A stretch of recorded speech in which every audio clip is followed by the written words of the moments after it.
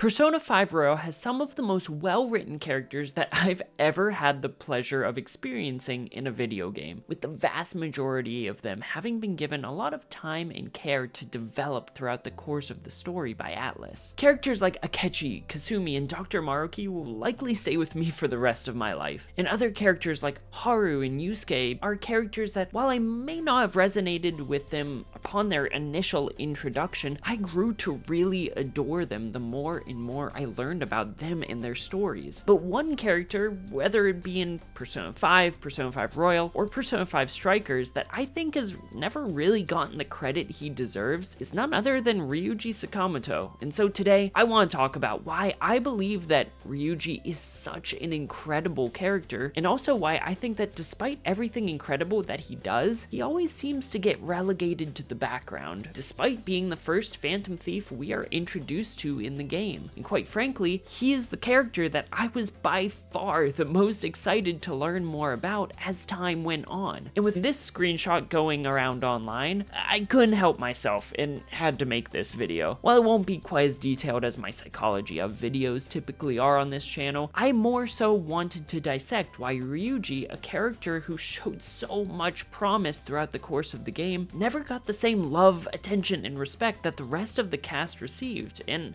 I think that this is boiled down to the comedic relief archetype that he was forced into after the first arc of the game. To quickly recap, when we're introduced to Ryuji, he's a closed-off and bitter young man who loathes the school volleyball coach Kamoshida with a burning passion, and he wears that passion on his sleeve. As the beginning of the game progresses, Joker and Ryuji find themselves ushered into the metaverse and ultimately stumble upon Kamoshida's palace. Now, this beginning palace is interesting because it illustrates to us just how seriously Ryuji is taking the atrocities that Kamoshida is committing within the school, and how much emphasis he places on his desire to stop Kamoshida from doing this to anyone else. But while most palaces in the game are heavily focused on one new party member, Kamoshida's palace serves as an introduction not only to Ryuji, but to Ann and Morgana as well. And while it makes sense that Ann gets a bigger spotlight based on the events of the story, Ann's introduction to the metaverse immediately sees Ryuji's involvement and importance in this particular portion of the narrative begin to take the backseat to Ann's, which is a problem that would persevere to varying extents throughout the rest of the game, as Yusuke gets a lot of screen time and development through Madarame's palace, but then his importance diminishes when Makoto is introduced during Kanashiro's, and so on and so on. But as more and more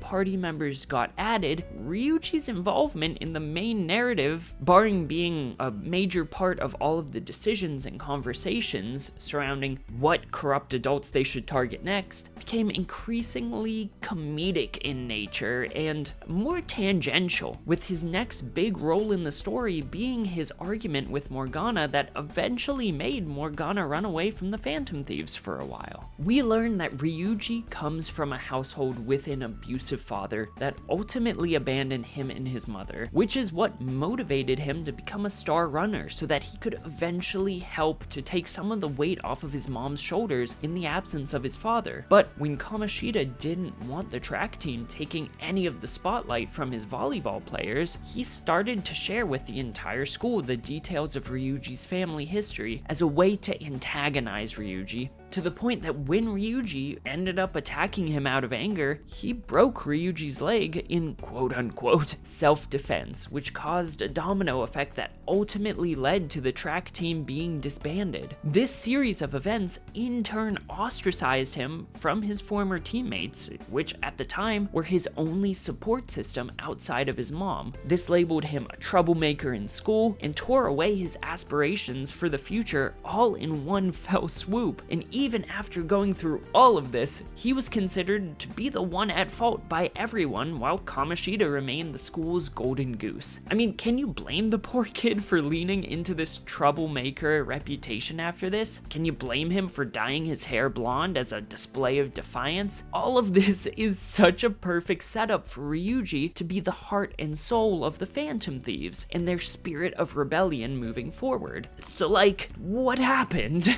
I mean, let's just contrast how Ryuji is treated in his social link versus how he's treated by the main narrative of Persona 5 Royal and Persona 5 Strikers, because it is absolute whiplash. Ryuji's social link is honestly a very earnest and realistic window into his character as he opens up to Joker about how his father had physically abused both himself and his mother before ultimately leaving, as well as how Kamoshida had used this information to antagonize him enough to get Ryuji to lash out, like we already kinda discussed. While we as the player know it's not his fault, we get to see how he copes with the guilt of getting the track team shut down and his feelings of ostracization that accompanied this. While it's easy from the outside looking in to acknowledge, well, this was Kamoshida's fault, because the track team blames him, this leads him to blame himself as well, which, especially at that age, is a pretty logical progression.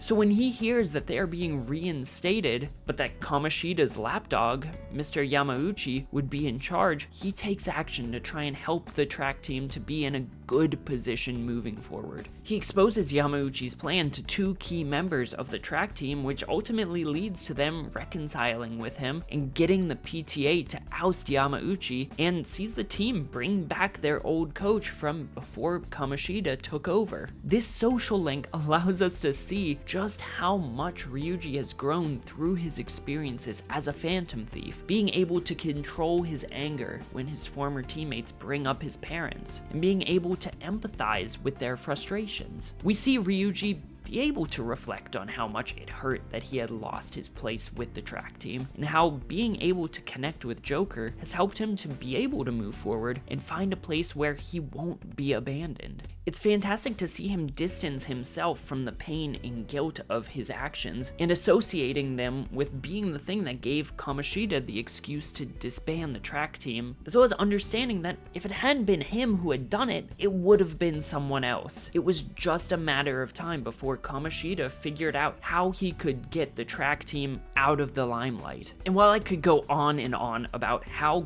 good of an arc and how good of a social link that this is, if you don't engage with it, you get very few looks throughout the course of the game into these internal struggles he has as a character. While he is one of the driving forces behind wanting to go after terrible adults who are making the world a terrible place, likely in massive part because of his experiences personally, we never really see him have the chance to grow past Kamoshida's palace in the main story itself, only in this social link. In the main story, his defining qualities are his happy-go-lucky attitude, his constant bickering with Morgana, while every other character gets either a palace in Persona 5, or at the very least a jail in Persona 5 Strikers dedicated to them in their development as a character, so that we, the players, can get a greater insight into what makes them tick. Ryuji never really does after Ann's introduction, which ultimately leads to her story being the focal point for the rest of the palace, even though Ryuji also has a ton of baggage surrounding the fact that Kamoshida had quite literally broken his leg and took his future from him by force. While I genuinely don't think it's necessarily a bad thing that he was slotted into being a comedic relief character, as every story needs some form of levity from time to time, and Persona deals with a lot of really heavy topics, so having these lighter moments can be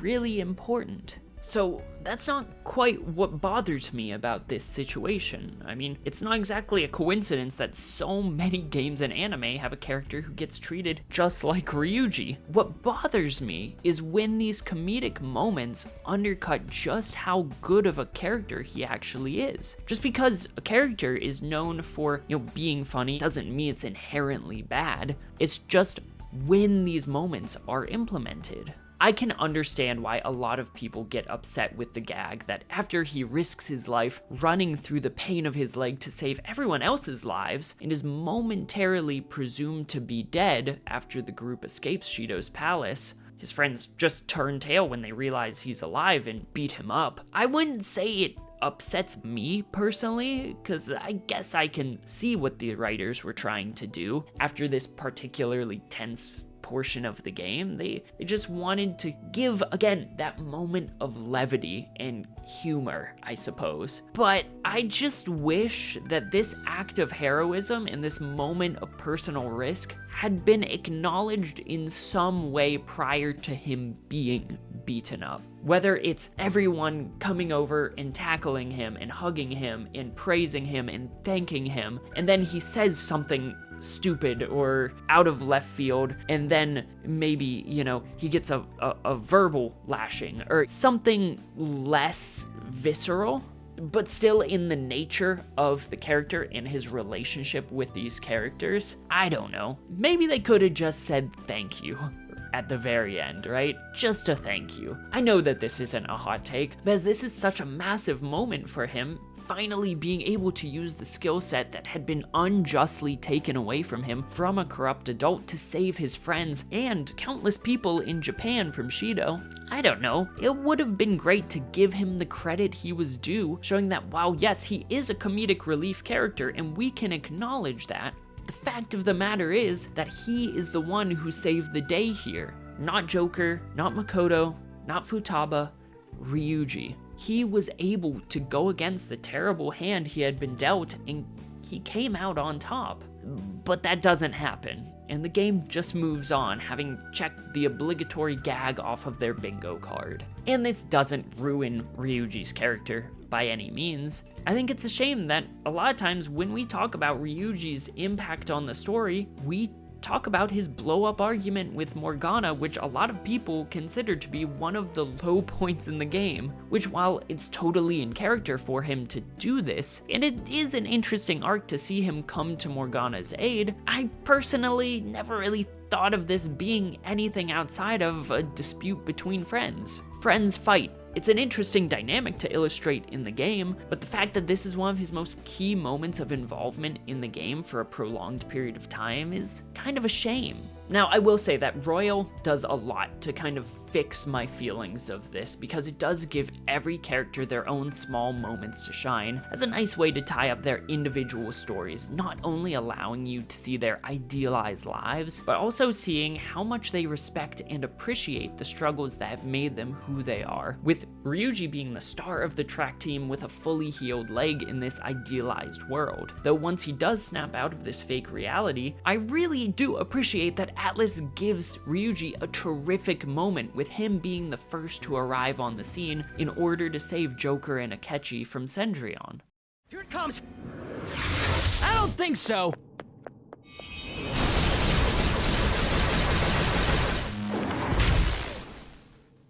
I just wish we'd gotten a little bit more. But I think that I could say the same thing about a bunch of characters in Persona 5 Royal, which if I had a complaint with the game as a whole, I would say that it would be that I wish the character's development was much more closely tied with the actual primary narrative of the game, instead of having this character growth relegated to optional social links and the arcs that they're introduced in. So when I heard about the release of Persona 5 Strikers, I was beyond excited about the prospect of Ryuji finally getting his time in the limelight. And so as the game went on, and An got a jail to flesh out her character, and then Yusuke and Haru got the same, I was really ready to see Ryuji finally get the recognition he deserves, so that we can learn more about his past in earnest and how he has reached the place he's at now. But if you've played Persona 5 Strikers, you'll know that this never came. Once again, he has some good moments, he has some great moments, but that's all they are. They're moments, with pretty much every other Phantom Thief having seemingly more importance to the story in one way or another than he does. Whether it be Makoto's relationship with Zenkichi, to the villains that kind of acted as foils to many of the Phantom Thieves that we've already mentioned in An, Yusuke, and Haru. I just have to wonder, was Ryuji ever supposed to get anything here? It makes me think about this article I was reading the other day on Screen Rant that was written by John Tibbetts, where he talks about how the game left a lot on the table by leaving Ryuji as the designated comic relief character, because in a game that had done such an incredible job at creating dark foils for An and Yusuke through the jails that you progress through, Tibbetts makes the argument that Akira Konoe would have been the perfect foil for Ryuji, because they are both men who come from abusive and broken broken household, so it would be really interesting to see and illustrate how differently these two characters reacted to and have coped with such difficult yet similar pasts. But despite the blatant similarities, Ryuji's past never even gets a passing glance. All of the pieces are there to bring our first ally back to the forefront in such a climactic moment in the story against one of the game's primary antagonists, but the moment isn't capitalized on and we just keep moving forward. And while I understand that story bloat is real, and just because there's an opportunity to do something cool with a character doesn't mean it needs to happen. And I'm sure Atlus has their reasons to keep Ryuji safely tucked away as comedic relief. I personally can't quite wrap my head around it, other than